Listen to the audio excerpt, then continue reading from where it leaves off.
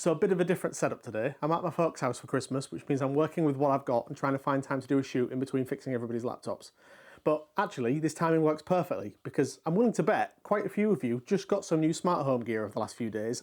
Ring doorbells, Alexa speakers, maybe some smart bulbs or security cameras, all that good stuff. And look, I get it, smart home kit is brilliant when it works, right? Convenience, bit of fun, genuinely makes life easier in a lot of ways. But here's something that might not have crossed your mind when you were tearing through the wrapping paper. How exactly is the company making money from this device?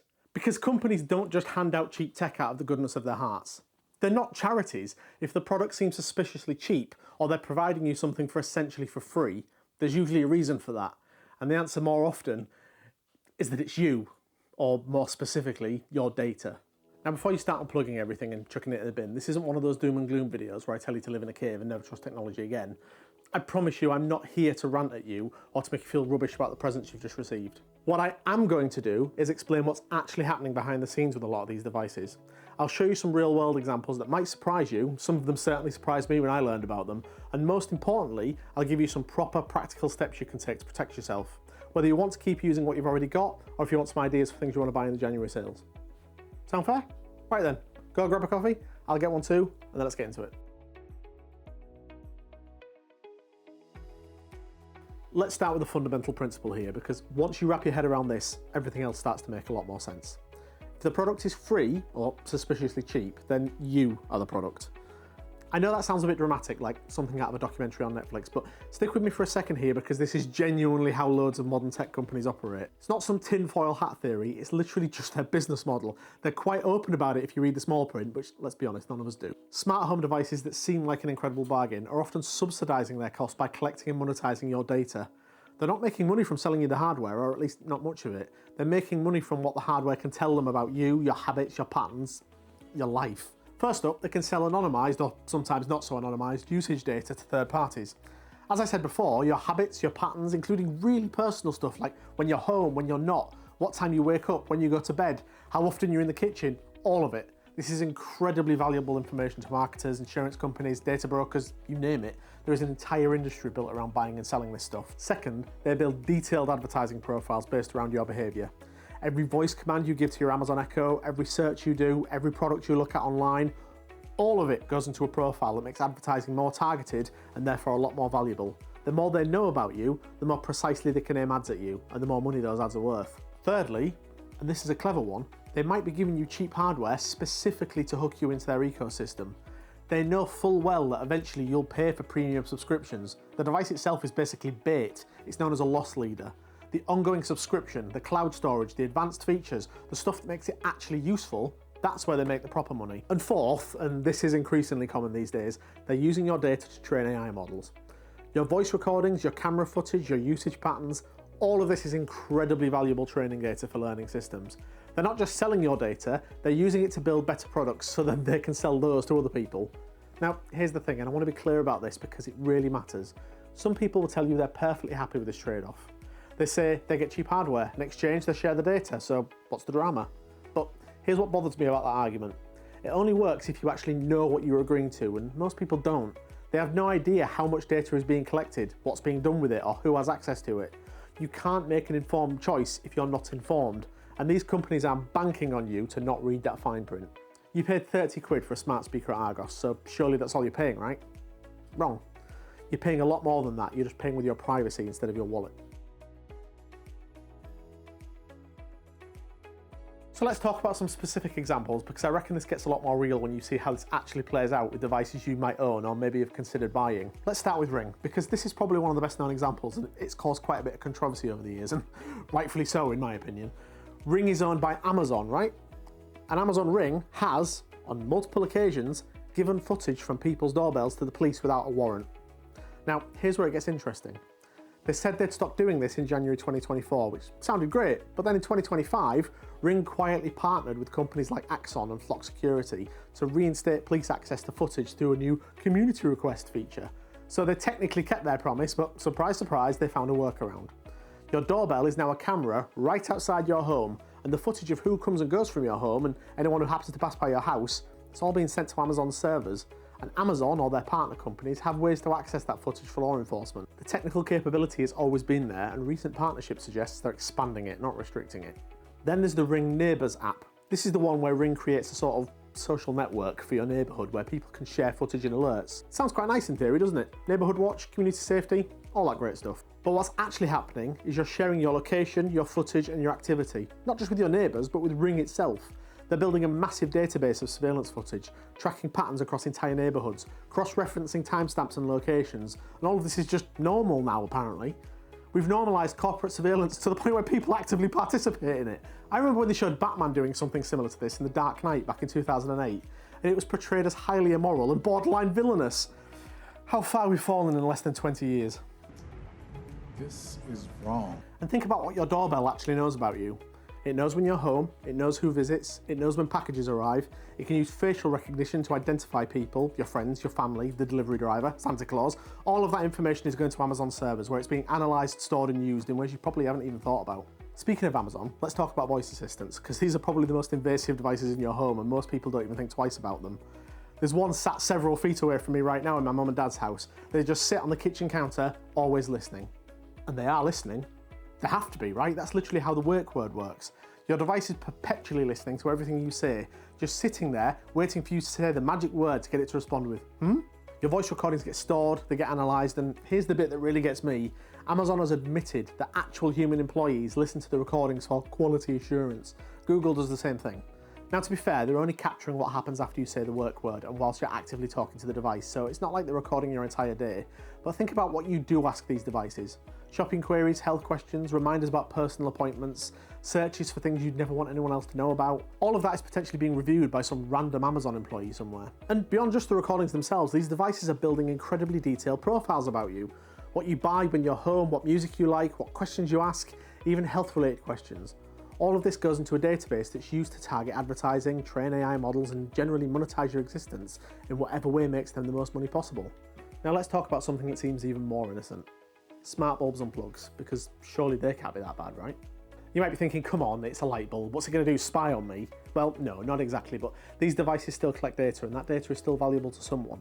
Many cheap smart bulbs and plugs, especially ones based on Tuya, which is a Chinese IoT platform that powers loads of white label smart home products you see on Amazon, require you to create a cloud account. Just use basic features like scheduling. Just to turn your lights on at sunset, you need to give them your email address and agree to their terms. Why? Because they want to track you when you're home based on your usage patterns. When do your lights turn on? When do they turn off? Are you on a regular schedule or is it all over the place? Are you home during the day or only in the evenings? Do you go away on weekends? All of this builds a profile of your life, and that profile is valuable to advertisers who want to know when to target you with ads, to insurance companies who want to know if you're actually home as much as you claim, to anyone who wants to know more about your daily routine for whatever reason. And here's the really scary bit. Some of these devices have been caught sending data to servers in other countries without your knowledge or consent. Your usage patterns, your Wi-Fi network information, sometimes even data about other devices on your network, all of it getting sent to servers you've never heard of in countries with completely different privacy laws than the UK or the US, where your data has basically no protection at all. Tuya-based devices in particular have been notorious for this. They're cheap and easy to integrate with everything, but you are absolutely paying for that convenience with your data. All right, this next bit is just me worrying out loud. As to the best of my knowledge, this hasn't happened yet, but if a less than scrupulous company got hold of your data, or if that data was part of a major data breach, it's not outside the realms of possibility that data like this could be sold to a criminal network. Burglary would be a hell of a lot easier if you could just buy a home schedule rather than having to case the place for weeks. Oh, and while we're on the subject of devices you might not have thought about, let's talk about smart TVs for a second, because these are genuinely some of the most invasive devices in your home, and hardly anybody seems to talk about it. Some smart TVs have built-in cameras and microphones for gesture control or voice commands, you know, features that absolutely nobody uses. You probably know if they're there, so don't worry, they're not really hidden in your device. But unless you've specifically gone into the settings and disabled these, which most people haven't, they might be on right now, watching and listening. But the really sneaky technology is called ACR, Automatic Content Recognition. This is a system that literally watches your screen and identifies everything that's displayed on it, even if you're not using the TV's built-in apps. Watching Netflix through your PlayStation, the TV knows. Playing a game, it knows. Streaming something through your laptop via HDMI, it knows. Watching something in your own personal me time, yeah, it probably knows that too. All of this data gets collected, analysed and sold to advertisers so they can target you more effectively. Your viewing habits are worth money, and the TV manufacturers want that money. They've already sold you the TV, but they want to keep making money from you for as long as you own it. And finally, let's talk about cheap security cameras, because this is where things get really sketchy in a way that should genuinely worry you. Many budget security cameras, especially ones made by unknown Chinese manufacturers that you can buy dirt cheap on Amazon or eBay, have been caught sending footage to unknown servers without your knowledge. And I'm not being paranoid here or making this up, there have been documented cases, actual security research showing this happening. Cameras that were supposed to store footage locally were also uploading it to servers in China with no encryption and no security, just sending your private camera footage to some random server halfway around the world. Some of these cameras have actual back doors built into them, allowing unauthorized access, just hard-coded passwords that anyone knows and can use to access your cameras. Wise Cameras, which are a relatively well-known brand that markets itself as trustworthy, has had multiple serious breaches. Back in 2019, they exposed 2.4 million users' data. Then in February 2024, they had another breach where 13,000 users could actually see live footage and thumbnails from other people's cameras. Can you imagine logging into your security app and seeing inside a stranger's home? That actually happened. And this is from a company that specifically positions itself as security focused. And here's the thing about free cloud storage that a lot of these cameras offer. If your camera offers free cloud storage, that footage is sitting on somebody else's computer, and you have absolutely no control over what they do with it, or how long they keep it, who has access to it, or what happens when, not if, but when, they get hacked. As soon as you give any of your data to a company, they own it. It's not yours anymore. Right, so at this point you might be thinking, okay, I get it, they're collecting data, but like, so what? I'm not doing anything wrong, I've got nothing to hide, have I? And yeah, I hear you. That's a totally understandable reaction. Truth be told, I used to think the same way. But honestly, this stuff actually really does matter. Even if you're not a criminal mastermind trying to hide from the law. First, and most obviously, is privacy. Your home should be your private space. Full stop. End of discussion.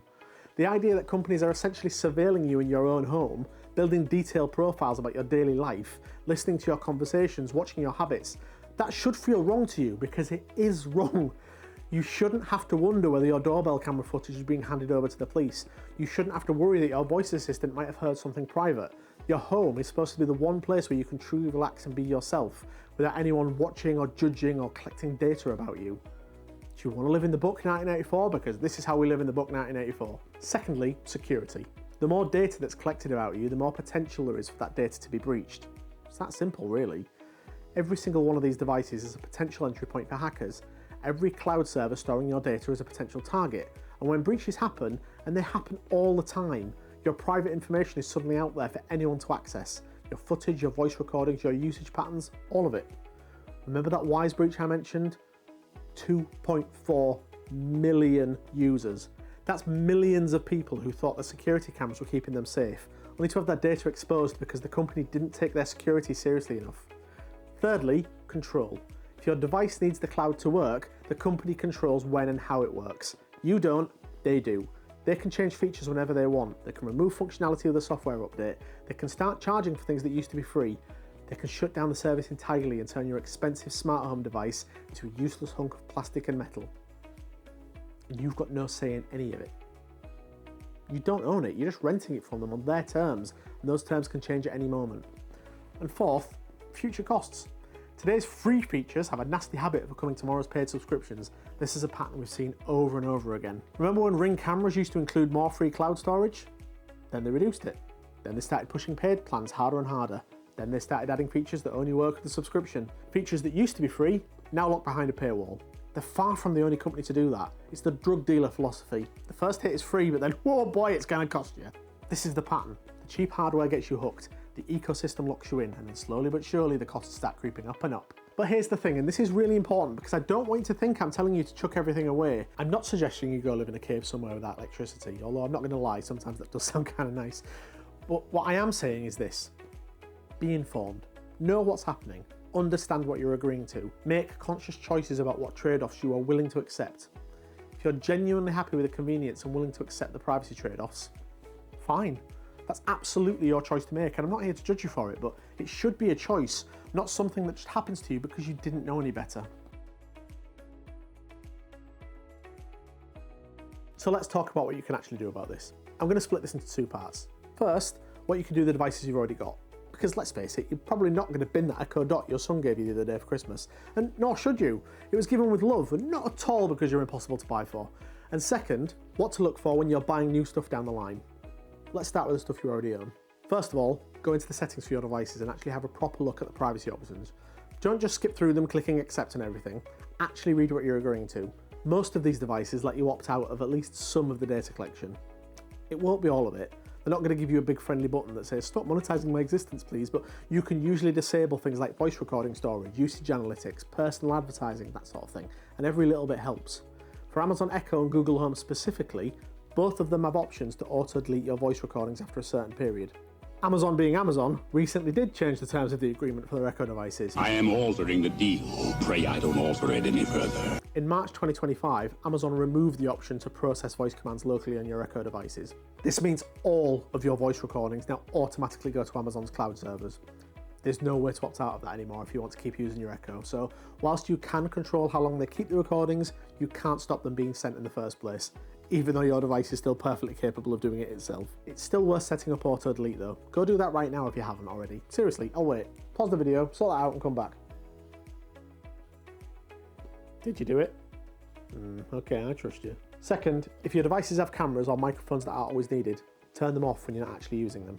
Use physical camera covers for cameras and don't trust anything digital. You might not be able to see what the camera is doing, but that doesn't mean the company still can't. I know it's a bit inconvenient having to press a button or remove a cover every time, but honestly, if you're not actively using the voice assistant, why does it need to be listening to you? Third, and this is a really good one that not enough people do, put all of your IoT devices on a separate network. Most modern routers let you set up a guest network quite easily. Stick all your smart home stuff on that guest network instead of your main one. This way, even if one of your smart devices gets compromised or is sending dodgy data somewhere, it can't see your main network. It can't access your computers, your phones, your NAS, your actually important stuff. It's all isolated and contained. Fourth, review the permissions your smart home apps have on your phone. Go into your phone settings right now and have a look. Do they really need access to your location? To your contacts? To your photos? Probably not, right? So go revoke those permissions. Don't let them have access to stuff they don't need. Now, if you want to go a bit further and really secure your smart home, then now is a great time to subscribe to my channel. I've got a video coming up soon where I show you how you can really make your smart home as secure as it possibly can be. Keep an eye out for that one and hit the bell if you want YouTube to notify you when my videos come out. Lastly, and look, I know this sounds really boring, but just read the privacy policy, or at least skim it. Just get a general sense of what you're agreeing to. You can even shove it into your favourite AI and ask it to give you a summary and highlight anything that you should be concerned about and to let you know what's going to be done with your data. Honestly, do that with the terms and conditions too. There's kind of no excuse these days. Right, so that's what you can do with the stuff you've already got in your house, but what about when you're buying new devices in the future? What should you be actually looking out for? We all know you've got a wish list. I don't want to stop you from buying the nice things. The principle is dead simple. Look for devices that work locally first with the cloud as an optional extra, not a requirement.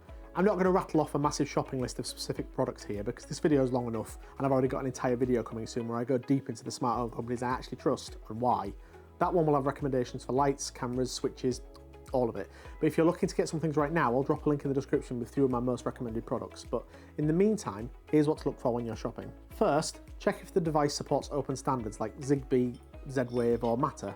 These protocols let devices work locally without needing the manufacturer's cloud service. That means that with a 15 quid USB stick, an old laptop or Raspberry Pi and Home Assistant, you've got local control over everything. Now I know I mention Home Assistant a lot on this channel and that's because it's what I use and it's brilliant, but I am aware it can be a bit intimidating if you're not comfortable with tech. Home Assistant's getting better with every release, but it's still definitely in the tech nerd territory. But the good news is that there are simpler options that still give you local control. Hubitat is a dedicated smart home hub that costs about 150 quid and works right out of the box with Zigbee, Z-Wave and Matter devices. Everything runs locally with no cloud required, and you don't need to install anything or mess about with Raspberry Pis. It's got a proper web interface you can access from any browser, and whilst it's not quite as powerful as Home Assistant, it's loads easier to set up, and it still gives you proper local control. If you're already deeply embedded in the Apple ecosystem, Apple Home actually supports local processing for HomeKit and Matter devices. Your automations run on your HomePod or your Apple TV, not in the cloud, and your iPhone and iPad becomes your control center. Voice control might need internet for a lot of things, but your devices and automations keep working if the internet's gone down. Neither option is quite as flexible as Home Assistant, but they're both solid choices if you want privacy and local control without a huge learning curve. Second, look for manufacturers that explicitly advertise local API access or local control. If it mentions being compatible with Home Assistant, that's usually an instant green flag, even if you don't plan on using Home Assistant. Companies that are proud of their local first approach will shout about it. If a company's being vague or evasive about whether their stuff works without the cloud, that's usually a red flag. Thirdly, avoid anything that requires a subscription for basic features. If you need to pay monthly just to get cloud storage or to unlock features that should be standard, walk away. That's a business model designed to extract the maximum money from you over time, not to give you a good product. Fourth, check the company's track record. Have they disabled devices with forced updates?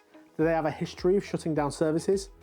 Search for company name sunsetting, that's the industry term for we're deleting your product, or company name bricked, and you'll get a good sense of their reliability.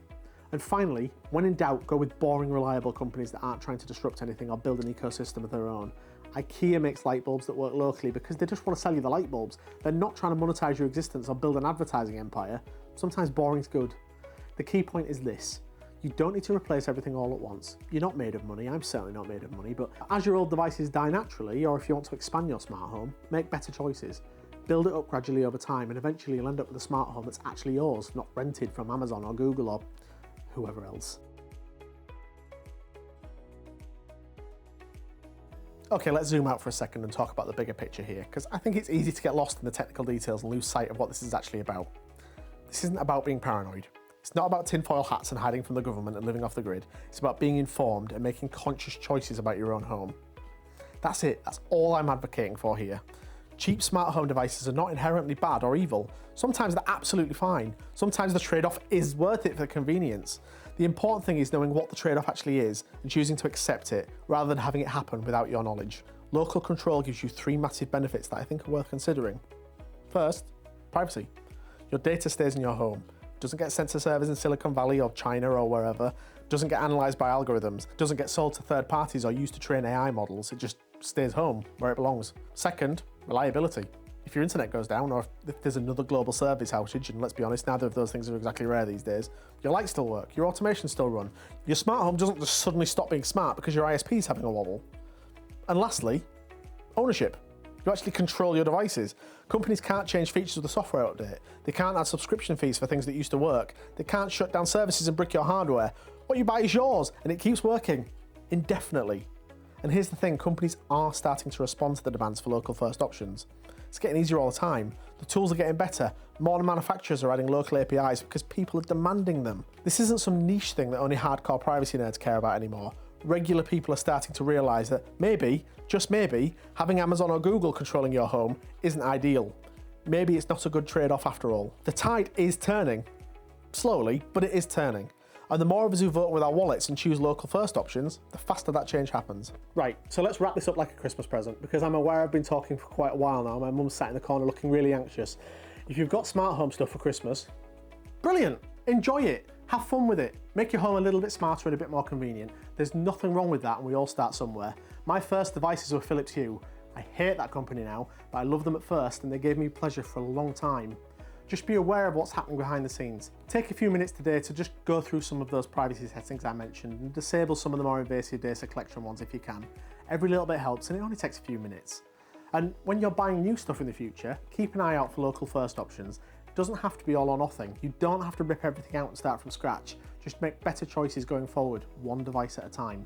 I've put links to all the products I mentioned in the description below. Some of these are affiliate links, and if you use them when you're buying stuff anyway, you'll be supporting the channel at no extra cost to yourself. So thank you in advance if you do that. It genuinely makes a massive difference and helps me to make more of these videos. The key message I want you to take away from this episode is simple.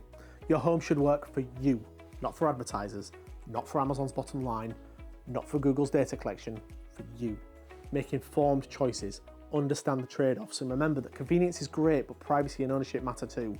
They're not mutually exclusive. You can have both if you choose the right tools. If you want to go deeper on local control and actually learn how to build a proper local first smart home from scratch, I've got an entire What the Heck series covering Home Assistant, Node-RED, MQTT and more. Basically all the tools you need to take control back from the cloud. I try to make a new video every week, so if you're not subscribed you might be missing out. Go on, give that little button a click. I'll stick links to those videos on screen right now. Check them out if you're interested. Ta-ra, and have a happy holiday.